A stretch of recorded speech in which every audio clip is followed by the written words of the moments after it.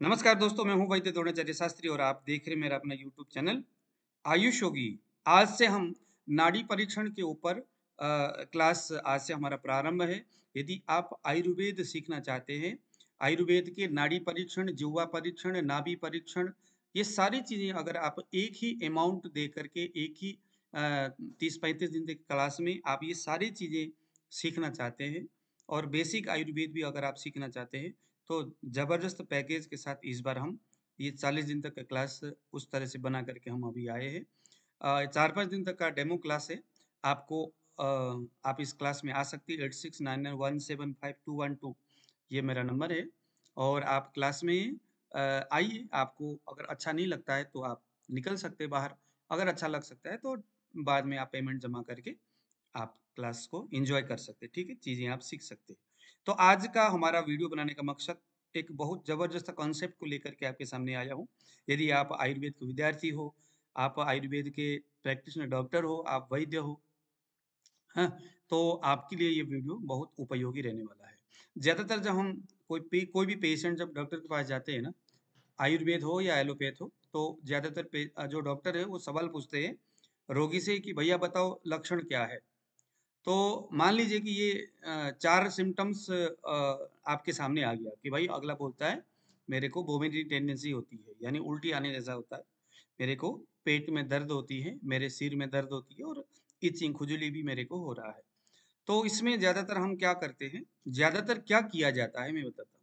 क्योंकि आयुर्वेदिक सोच तो कॉलेज के बाद खत्म ही हो जाती है। भाई हमने आयुर्वेद जो पढ़े हैं, वो तो बस जस्ट पेपर देने के लिए पढ़े हैं। प्रैक्टिकल के लिए तो वो रही नहीं। अब तो क्या रहेगा कि फार्मेसी वालों ने जो दवाइयाँ बनाया है, मान लीजिए उल्टी आने जैसी स्थिति है, तो उल्टी को बंद करने वाली दवाइयाँ उसमें दी जानी चाहिए, ऐसा सोचते हैं। पेट में दर्द है तो चलो पेट में दर्द है तो दर्द की दवाई दे दो। सिर में दर्द है तो सिर के दर्द की दवाई हम सोचने लगते। इचिंग हो रही है तो चलो इचिंग के लिए कुछ दे देते क्रीम। तो 4 सिम्पटम्स पेशेंट ने बोला तो 4 दवाई हमारा सामने आ गया। भाई ये खुजली की दवाई, ये सिर दर्द की दवाई, ये पेट दर्द की दवाई, ये उल्टी आने वाली दवाई। लेकिन ये जो बातें हैं ये एलोपैथ वालों में एडजस्ट हो सकता है, लेकिन आयुर्वेद में नहीं। आयुर्वेद बड़ी जबरदस्त चीज है और हमने आयुष योगी सेल्फ डायग्नोसिस जो ये टूल बनाया है, ये चीजें बस इन्हीं चीजों को ख्याल में रख करके आपके सामने एक आयुर्वेदिक विचार जो हम बीएमएस करते वक्त या अगर आपने बीएमएस किए हैं, अगर आपने चरक सुश्रुत आदि ग्रंथ अगर आपने पढ़े हैं, तो आपने पढ़े होंगे बहुत सारी चीजें, लेकिन अभी विस्मृति हो गया। इतने सारे पेशेंट आते हैं, एक रोगी को छोड़कर दूसरे तुरंत आ जाए तो दिमाग में भाई सोचने की टाइम नहीं होता, कौन इतना दिमाग लगाएगा। लेकिन वेबसाइट में वह टुट करके लिखना है, सर्च करना है। देखिए अब मैं सर्च करता हूँ, ये 4 सिम्टम्स मैंने लिख दिया जो पेशेंट ने मुझे बताया है। अब मुझे ये ढूंढना है कि इसमें कोई एक मेडिसिन मैंने देना है, वो एक मेडिसिन ये चारों समस्याओं को ठीक करे। इसके लिए तो हमें समझ में आना चाहिए कि कौन सा वो आयुर्वेदिक रोग है जिसका ताल्लुकात ये 4 लक्षण से है। ठीक है, तो पहले मुझे आयुर्वेद का विचार समझ में आना चाहिए। तो अगर आपने कभी आयुर्वेद पढ़े नहीं है तो विचार कहाँ से समझ में आएगा। अगर आपने पहले कभी पढ़े भी है तो भूल गए होंगे। अगर नहीं भूले तब तो फिर तो कोई बात ही नहीं है। तो अगर आपने भूल गए, अगर आपने पढ़े नहीं है, कंफ्यूज हो जाते हैं कौन सा दवाई देना यार ये समझ में नहीं आता। एक रोगी है और आप 5 दवाइयां उसको पूरा बोरा भर के दवाइयां दे दिया, तो ये भी अच्छी बात नहीं है। तो देखिए जरा, चलिए क्या करना चाहिए। आपने इतना कुछ लिख करके सर्च बार में क्लिक करना है और सर्च आपने कर लिया। तो जैसे मैं यहाँ पर सर्च कर रहा हूँ, ठीक है, ये देखिए आ गया। उल्टी आने जैसा लगता है, पेट में दर्द होती है, सिर में दर्द होती है, खुजली होता है। ये 4 लक्षण जिस किसी रोग में फिट होता होगा, वो सबसे पहले मस्ट मैसेज कह करके सामने आ जाएगा एक नंबर में। देखिए किसमें आया, अम्ल पित्त। अब ये वेबसाइट बताता है, ये बेसिकली एआई टूल जैसा है। इस वेबसाइट ने बताया कि भैया जो ऊपर आपने 4 सिम्टम्स लिखा है ना, वो अम्ल पित्त का लक्षण है। इतना ही नहीं बल्कि आपके सामने 5 बाकी के सिम्टम्स भी रख दिया ताकि आप पेशेंट से पूछ करके और क्लियर कर सके कि भाई इसको बेसिकली हाइपर एसिडिटी है कि नहीं, अम्ल पित्त है कि नहीं। पहली बात तो ये है कि ये 4 सिम्टम्स को अगर वेबसाइट ने कहा कि भैया एक नंबर में अम्ल पित्त है, तो इसको हमने यहाँ पर पकड़ लिया कि उसको, हाँ दिमाग, अरे हाँ सच में यार ये तो चीजें तो अम्ल पित्त में आयुर्वेद ने बताया है। तो एक पहली बात तो वो क्लिक हो गया दिमाग में, ठीक है। बाकी चीजें तो अब वैसे तो वेबसाइट ही बता देगा, नहीं तो आप भी आ, अपने एंड से यदि आपको लगता है कि यार अम्ल पित्त में ऐसी दवाइयां दी जानी चाहिए तो वो आप दे सकते हैं, लेकिन एक विचार तो वेबसाइट ने दिया। दूसरे नंबर में प्रतिस्याय, साइनोसाइटिस है, तो क्रोनिक साइनोसाइटिस हो सकता है, साइनोसाइटिस हो सकता है, प्रतिस्याय हो सकता है। तो क्योंकि ये जो सिम्टम्स है ना, ये सबके सब सिम्टम्स प्रतिस्याय के साथ भी जुड़ता है। कृमि में भी उसमें से, हालांकि अब ये कृमि को मस्ट मैसेज तो कहा नहीं इसने, ये तो उसी को कहेगा जहां ये चार सिम्टम जुड़ा हो। तो पहले नंबर में अम्ल पित्त है, तो हम क्या करेंगे भैया, अम्ल पित्त में ही क्लिक करेंगे, बाकी देखेंगे ही नहीं यहाँ। वैसे तो वेबसाइट ने हमें जो बता रखा है नीचे कृमि, तो हमारा परीक्षण का एक एंगल कृमि भी रहना चाहिए कि भैया कहीं इसके कृमि जैसी स्थिति तो नहीं है, उस एंगल से भी हमें जरूर देखना चाहिए। तो ये हमारा अम्ल पित्ता हो गया। अब देखो जब हम आयुर्वेद पढ़ते हैं तो उसका लक्षण, पूर्व रूप और हेतु, ये तीनों चीजें आयुर्वेद का बहुत मूल बातें हैं। तो देखिए जरा सिम्टम्स में मैंने क्लिक किया, भूख नहीं लगती। अब ये सारा रोगी से पूछते हुए जाना है, भूख लगती है कि नहीं। अगला कहता है नहीं सर भूख तो लगती नहीं, इंडाइजेशन है, तो यहाँ क्लिक कर दो। और क्या क्या होता है जी, पूछते गए, अरे भैया मेरे तो हाइपर एसिडिटी बहुत बुरा हाल है, इसमें क्लिक करो। खट्टी डकार आती है क्या, नहीं आती। छाती में गले में जलन होती है क्या, नहीं सर होती नहीं है। चक्कर आता है, हाँ जी बिल्कुल आता है। पसीना अधिक मात्रा में आता है, हाँ जी आता है।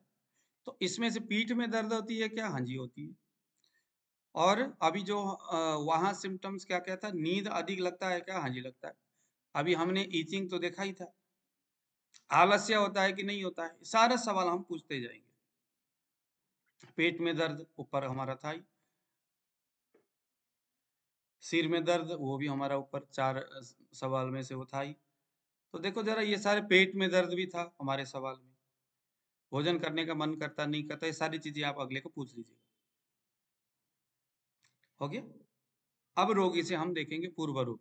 अगर यहाँ क्लिक करने से पूर्व रूप आता है तो ठीक है, नहीं आता तो छोड़ दो। हेतु, अब ये सारे रीजन है। अब सीधी सी बात है कि भाई ये जो उसको हो रहा है ना चार लक्षण, वो किस वजह से हो रहा है। कुछ तो वो कर रहा होगा उल्टा पुल्टा, कुछ तो खा रहा होगा, कुछ तो कर ही रहा होगा। तो वो चीजें हमें यहाँ से समझ में आएगी।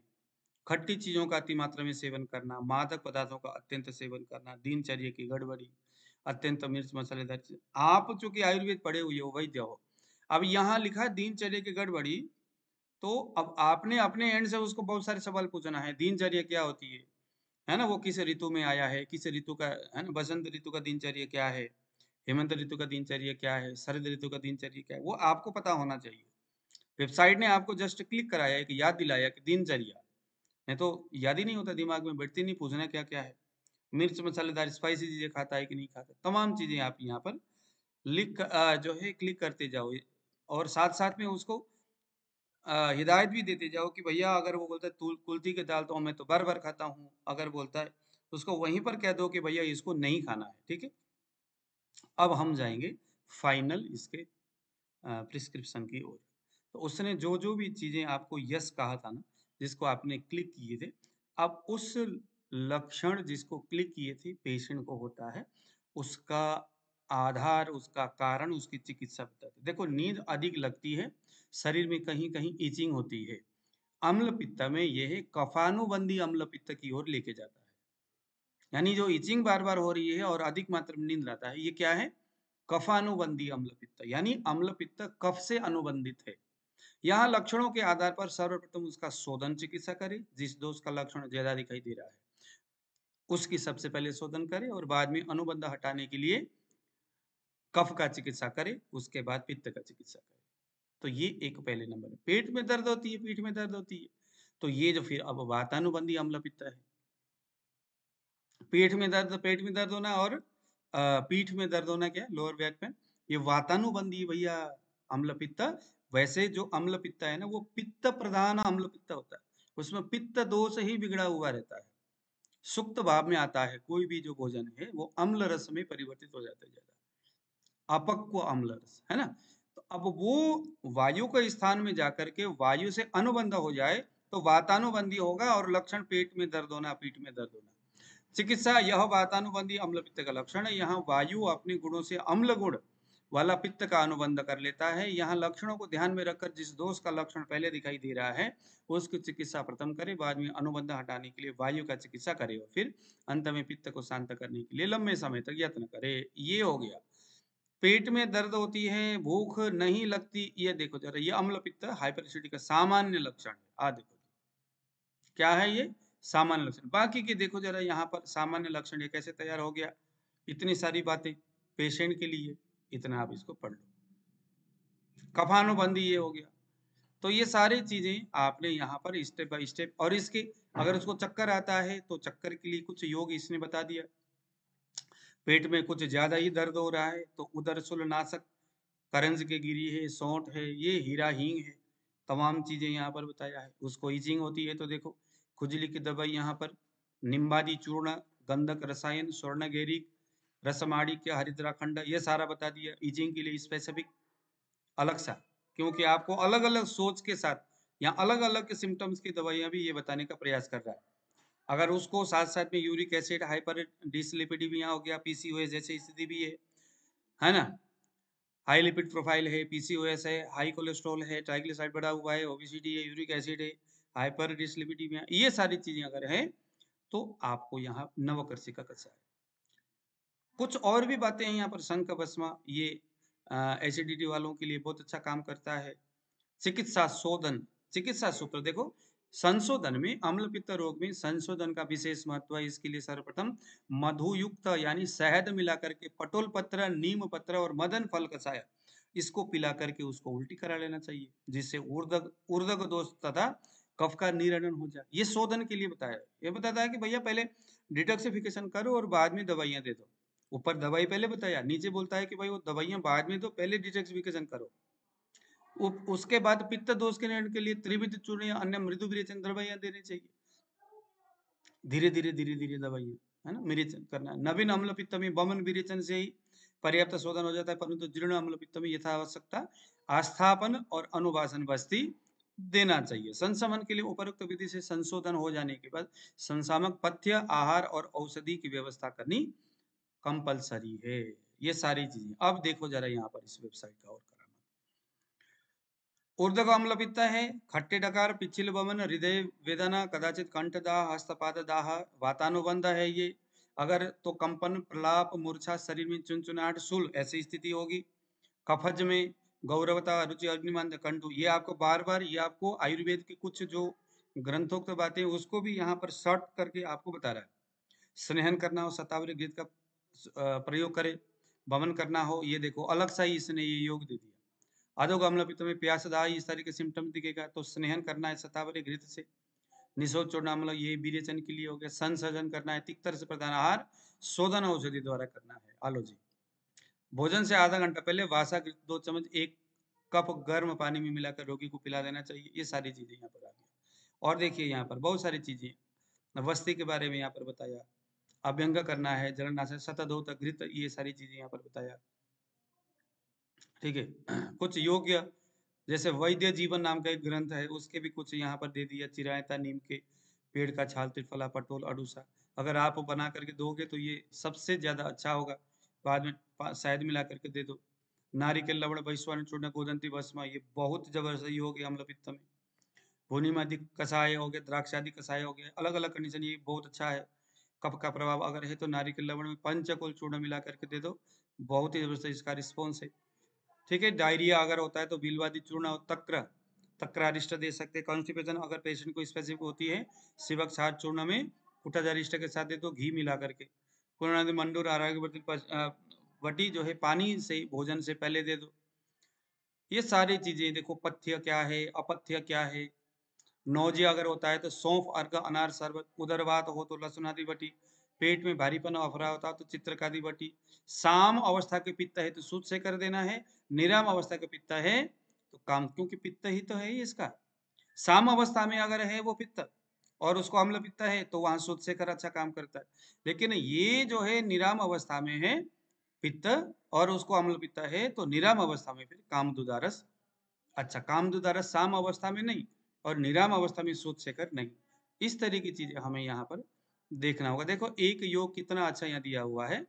प्रवाल पिष्टि, मोती पिष्टि, शंख भस्म, कपर्दक भस्म, टंकड़ भस्म, गिलोय सत्व, स्वर्णगिरी, इन सभी को बरोबर लेना है।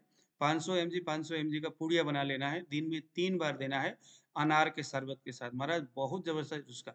एक इस योग को आप लोग नोट कर लो। लवण भास्कर 2 ग्राम, हिंगवाष्टक चूर्ण 2 ग्राम, ये 4 ग्राम हो गया। 120 mg नौसादर और 120 mg सोडियम बाइकार्बोनेट, इन सभी को मिला करके भोजन करने के बाद दे दो।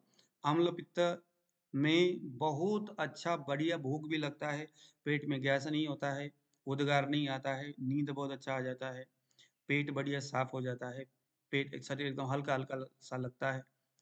ठीक है, इस योग का आप जरूर इस्तेमाल। तो इस तरह की चीजें जो ये योग है ना, वो वेबसाइट जो आपने सिम्टम्स लिख करके यहाँ पर दिया हुआ है, उसके आधार पर यहाँ पर एक तो ये बताता है, ये सारी चीजें होता है। तो अभी मैंने सारी चीजें जो आपको दिखाया, अब यहाँ पर देखिए जरा, ये सेव एंड जनरेट रिपोर्ट लिखा हुआ है। अब ये आपका किसी पेशेंट का ये है, तो यहाँ आपने क्लिक किया। अच्छा, ये इसमें अभी कुछ दिक्कत आ रही है।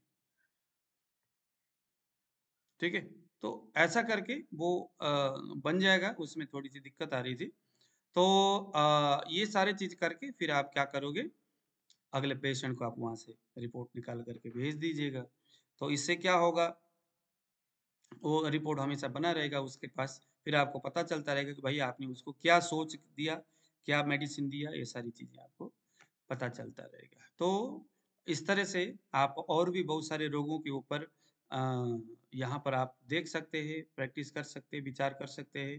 किसी भी तरह के रोगी अगर आते हैं तो आपको निश्चित सेल्फ डायग्नोस में जाना है, सिम्टम्स को यहाँ लिखना है। इसमें अमाउंट पे किया जाता है, ये 4,000 रुपये 1 साल के लिए वेबसाइट बताता है। लेकिन ये जो अमाउंट है हमने हमारे आयुर्वेदिक विद्यार्थी जो स्टूडेंट है उनके लिए रखा है। मान लो कि अगर आप यहाँ 4,000 रुपीज पे करते हैं तो 1 साल तक हमारे ऑनलाइन क्लास के माध्यम से आयुर्वेद पढ़ने का मौका आपको मिलेगा। कोई पैसा नहीं लिया जाएगा उसमें। साल भर तक आप आयुर्वेद पढ़ लो और साथ में 1 साल तक आप इस व्यवस्था का, ये जो सिस्टम है, इसका आप प्रयोग करो। अच्छी चीज है, दोनों चीजें आपको मिल रही है। 1 साल में आपने आयुर्वेद भी पढ़ लिया।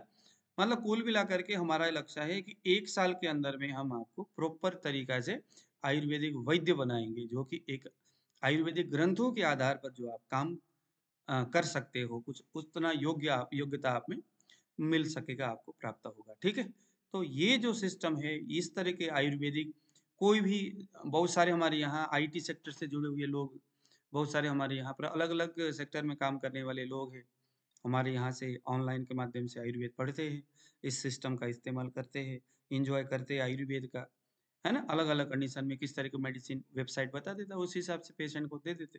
पेशेंट भी खुश, वैद्य भी खुश, आयुर्वेद खुश। तो दीजिए आज विदा, नमस्कार।